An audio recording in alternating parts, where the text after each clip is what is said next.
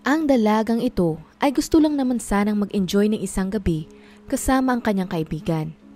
Pero habang pauwi na siya, nakasalubong ito ng isang lalaking walang takot sa paggawa ng kasamaan. Magandang araw at welcome mga kakwentuhan. Sa mga taong mahilig sa mga true stories, true crime at kakaibang kwento, please subscribe and i-turn on ang notification bell para lagi kayong updated sa ating mga video. Simulan na natin ang kwento. Para sa kasong ito, bumalik naman tayo sa lugar ng London sa isang bayan na tinatawag na Ilford.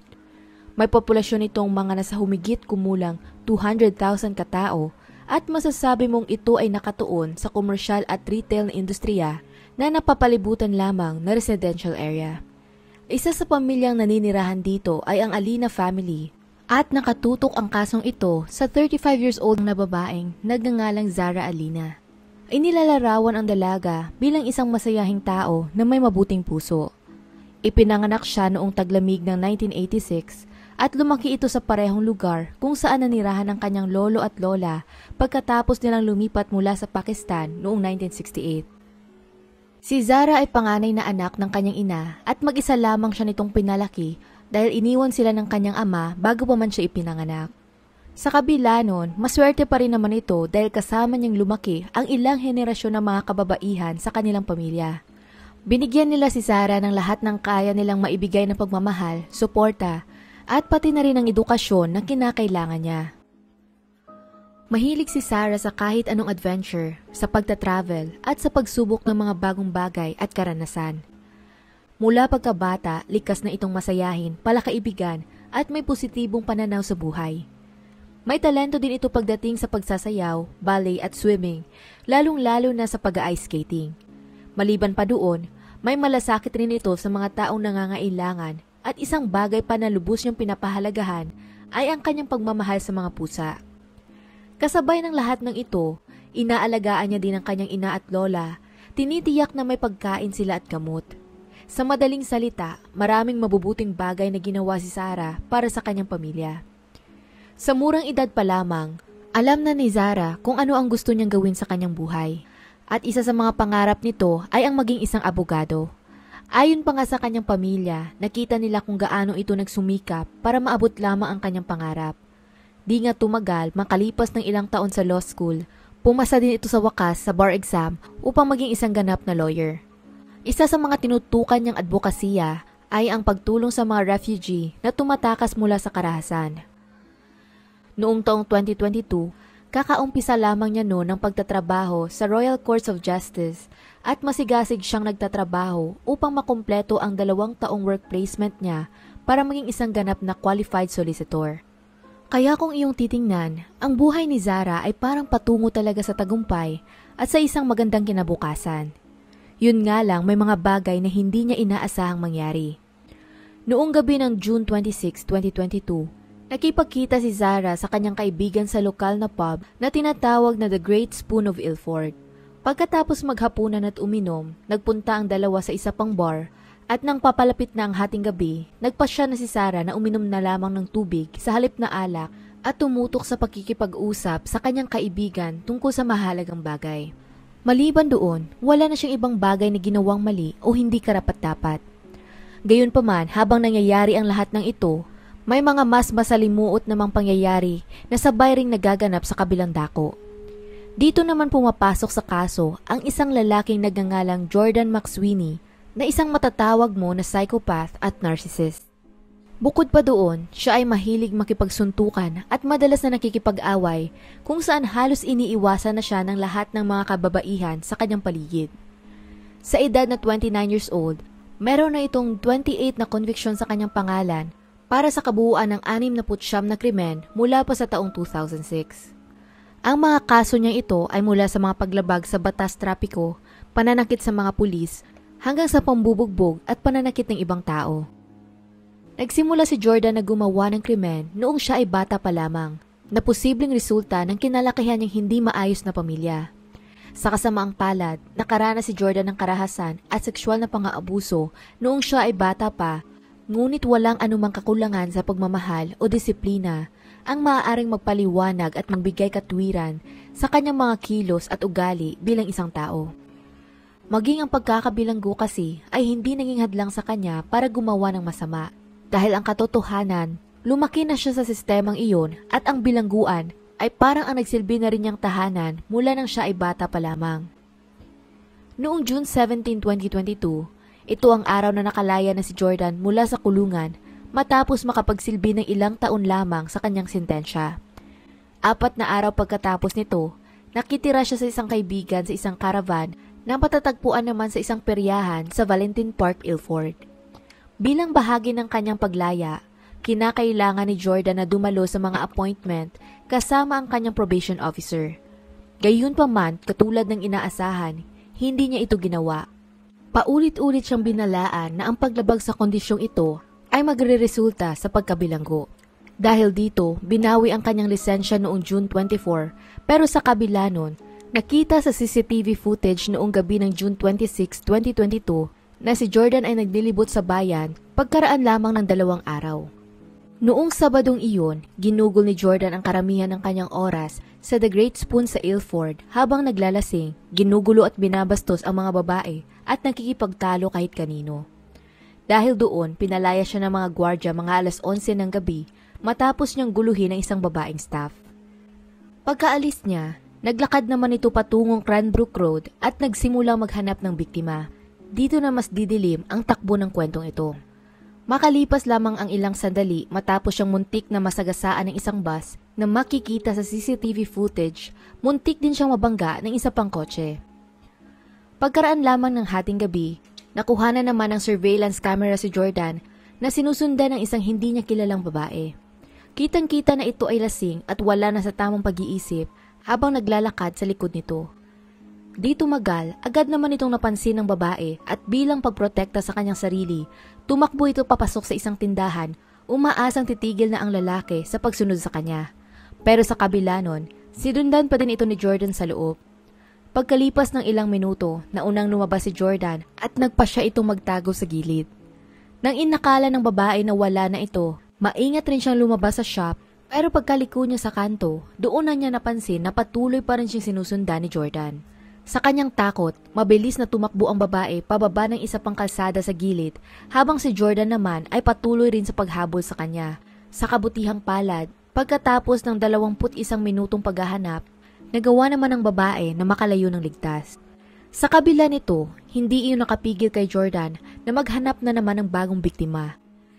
Sa ikalawang pagkakataon, inikot niya ang bawat kalye ng halos 1 oras at nagkaroon ito ng isang saglit na engkwentro sa mga ibang babae na mariin namang tumanggi sa kanyang mga pagkilos. Mga bandang 1:56 AM, nakita niya naman ang kanyang sunod na target at sinundan niya ito patungong Hilaga sa Cranbrook Road sa loob ng ilang minuto. Sa video na ito, makikita mo rin na may 2 lalaki sa kabilang side ng kalsada na napansin ang sitwasyon. Yun nga lang, wala silang ginawa upang makatulong sa babae. Pagkalipas ng alas 2 ng madaling araw, napansin na rin ng babae si Jordan, lalo na nang muntikan itong mabangga sa isang poste ng ilaw.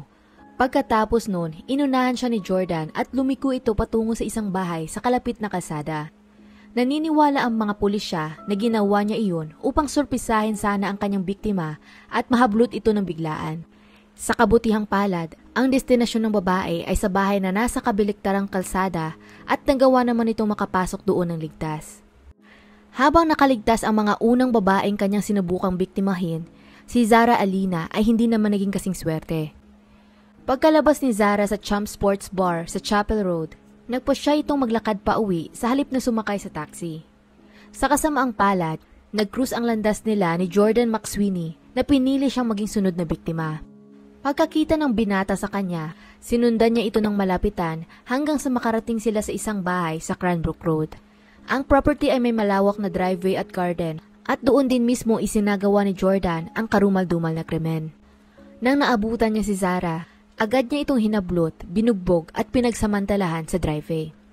Pagkatapos ng kakilakilabot na pinagdaanan niya sa kamay ni Jordan, nawalan ito ng malay at halos nag-aagaw buhay na. Sa kabila nun, bumalik pa si Jordan ng 2 beses pagkaalis niya ng 9 na minuto pagkatapos ng unang pag-atake. Sa lahat ng pagkakataong iyon, Tinapak-tapakan niya ang dalaga ng paulit-ulit bago ninakaw ang mga gamit nito kagaya na lamang ng cellphone, susi, bag, leggings at underwear. Ang lahat ng iyon ay matatagpuan kalaunan na iniwan na lang basta-basta sa isang kalapit na area. Pagkatapos ng isinagawa niyang krimen, sinubukan naman ni Jordan na bumalik sa kanyang tinutuluyan, subalit habang naglalakad ito sa daanan, nahuli siya ng maraming kamera, kabilang na ang footage ng kanyang pag-akyat sa isang nakasarang gate. Mga bandang 2:38 ng umaga, doon naman siya namataan na naglalakad papunta sa peryahan kung saan siya nananatili. Dumating siya sa peryahan mga bandang 2:47 ng madaling araw at kitang-kita sa video na naglalakad ito ng maingat upang maiwasang makakuha ng kahit anumang atensyon. Kinabukasan, namataan naman si Jordan sa kamera sa perya habang itinatapon ang kanyang duguang damit sa isang basurahan malapit sa ticketing office. Ilang oras lang ang lilipas pagkaraan nun, natagpuan naman si Sarah ng 4 na estranghero na tumawag kaagad ng ambulansya upang matulungan ito. Pagkarating ng mga paramedics, sinubukan pa nila itong gamutin, ngunit sa kabila ng kanilang pagsisikap, pumanaw si Zara noong 10:00 ng umaga matapos ng 5 oras na masinsinang operasyon. Sa kasamaang palad, sobrang malala ang mga natamo nitong sugat na hindi na ito nagawang maagapan pa ng mga doktor. Ayon sa kanyang medical report, ang dalaga ay nagtamo ng 46 na magkakaibang injury, kabilang na ang matinding blunt force trauma. Sa panahon ng pag-atake, gumamit si Jordan ng balustrate o isang railing na ginagamit sa paggawa ng mga balkonahe at naiwan ang kanyang mga fingerprint doon na nasa police database na.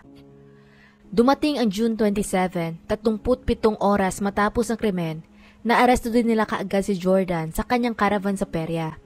Sa kanyang matinding kalasingan, hindi nga siya makasagot sa mga officers ng maayos kahit ilang beses na nilang tinawag ang kanyang pangalan. Sa kabila nun, inaresto pa rin siya sa kasong panggagahasa at pagpatay. Ang biglaang pagkamatay ni Sarah ay nagdulot ng matinding kalungkutan sa kanyang pamilya at mga kaibigan. Nang walang anumang babala kasi, kinuha ito mula sa kanila sa isang iglap na nagbago ng kanilang buhay. Samantala, ipinakita naman ng postmortem examination na si Sarah ay namatay dahil sa traumatic brain injury, pagkaipit ng leeg at kawalan ng dugo. Samantala, ang iba pang ebidensya ay nagpapakita rin na ginawa ni Sarah ang lahat upang maipaglaban ang kanyang sarili. Yun nga lang dahil siya ay mas maliit, nang ibabaw pa rin ang laki at lakas ni Jordan. Nang kumalat naman ang kaso sa publiko, nakakuha ito ng malakas na reaksyon mula sa mga tao at marami din ang nag-alay ng mga bulaklak at kandila sa lugar ng insidente. Bukod pa doon, nakatanggap din ng pamilya ng suporta mula sa kilusang Million Women Rise. Daan-daang tao ang nagprotesta para sa hustisya at tumindi pa ang panawagan nila habang lumabas ang mga detalye tungkol sa pagkamatay ni Zara. Isa pa naman sana sa pinaglalaban ng dalaga ay na dapat ang kababaihan ay makaramdam ng kaligtasan kapag sila ay naglalakad sa daanan kahit anumang oras. Kaya ng puntong iyon, mas naging determinado pa ang kanyang pamilya na maisakatuparan ito bilang pagbibigay pugay na rin sa naiwan niyang legasiya. Noong buwan ng Setyembre 2022, lumitaw pa ang mga karagdagang ebidensya laban kay Jordan nang matagpuan ng pulisya ang kanyang duguang sapatos at pantalon sa caravan park. Dagdag pa dito, naitala ng security camera ng kalapit na bahay ang buong pag-atake kay Zara. Ang footage ay malinaw na nagpakita ng kawalang awa ni Jordan sa kanyang ginawang krimen. At dahil sa pagkasensitibo ng video, hindi na rin ito isinapubliko ng mga kapulisan. Sa kanyang pagka-aresto at during sa mga kasunod na legal process, sinabi ni Jordan na siya ay umiinom daw ng gamot para sa ADHD at meron din daw siyang split personality disorder. Ipinahayag din niya na siya ay nakagat ng aso pero tumanggi naman itong magpagamot. Bukod pa doon, nangahas din itong pagbantaan ng mga opisyal sa istasyon at ipinakita ang labis na kawalang galang niya sa mga otoridad during sa kanyang interview. At talagang makikita mo sa mukha nito na siya ay mukhang nababagot. Sa pagsisimula naman ng mga legal proceedings, wala man lang ipinakitang kahit konting awa at respeto si Jordan sa kanyang biktima o maging sa pamilya nito. Gayunpaman, hindi naman ito nag-atubiling mag-plead ng guilty sa pananamantala at pagpatay kay Zara Alina. Siyempre kapalit nun, hindi na nito kailangan dumaan pa sa paglilitis. Yun nga lang, tumanggi din siyang dumalo ng personal sa araw na dapat ay bibigyan siya ng paghatol o sentensya na dumagdag pa sa pasakit ng mga mahal sa buhay ni Zara. Ayon sa judge na humawak sa kaso, bagaman walang ebidensya ng premeditation, pumatay pa rin si Jordan ng isang walang kalaban-laban na babae. Bagaman ito din ang kanyang unang sexual na krimen, meron ng kasaysayan si Jordan ng marahas na pag-uugali. Kabilang na doon ang pagiging bayolente niya sa kanyang mga dating karelasyon sa nakaraang 12 taon at iba pang dinulot niyang mga kaguluhan habang siya ay nasa bilangguan. Sa kabila rin ng pag-angkin niya na meron siyang ADHD at split personality disorder, wala namang naitalang psychiatric report para doon. Gayunpaman, itinala nila na ito ay nahihirapang makisama sa ibang tao sa lipunan at sadyang nahihirapan ding magkaroon ng healthy na social life at relasyon. Ibinigyang diin din ng hukom na ang kanyang magulong kabataan at nakaraang pang-aabuso ay hindi sapat na rason para sa kanyang mga krimen at na ito ay sarili niyang responsibilidad. Dahil dito, si Jordan McSweeney ay nahatulan ng habang buhay na pagkakakulong ng may minimum term na 38 years sa likod ng bilangguan. Binanggit rin ng hukom na ang kanyang desisyon na hindi dumalo sa korte upang marinig ang epekto ng kanyang krimen ay nagpapakita lamang ng kanyang kawalan ng konsensya at kakulangan ng pagsisisi. Ang isang bagay pang iginagalit ng pamilya ni Sarah, ang oras na ginugol ni Jordan sa kulungan sa pagitan ng kanyang pagkaaresto at paghatol ay itinuring ng bahagi ng kanyang parusa para sa mga nakaraang paglabag. Ang ibig sabihin nito, ang kanyang parusa ng 38 taon ay nagsimula noong December 14, 2022, kaya ang pinakamaagang panahon na maaari siya makalaya ay sa taong 2060. Sa kasong ito, nakita na naman natin kung paano nabigo ng sistema ng hustisya si Zara. Dahil sa butas sa sistema, nakalusot si Jordan sa kanyang probation na nagbigay sa kanya ng pagkakataong patayin ang dalaga.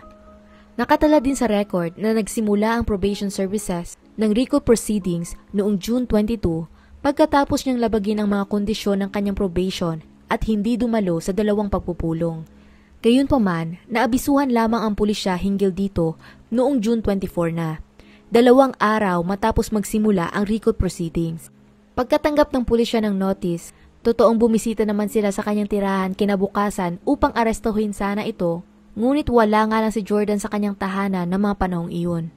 Dahil sa kawalan ng agarang aksyon para sa kanyang pagka-aresto, nanatili siyang malaya.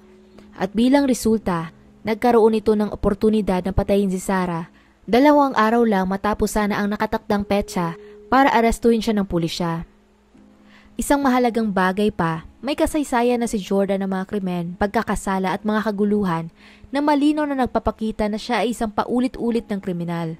Kaya marami ang nagtataka kung bakit pa siya pinayagang makalaya sa probation. Isang bagay itong hindi ko minsan talaga maintindihan sa kahit anumang bansa.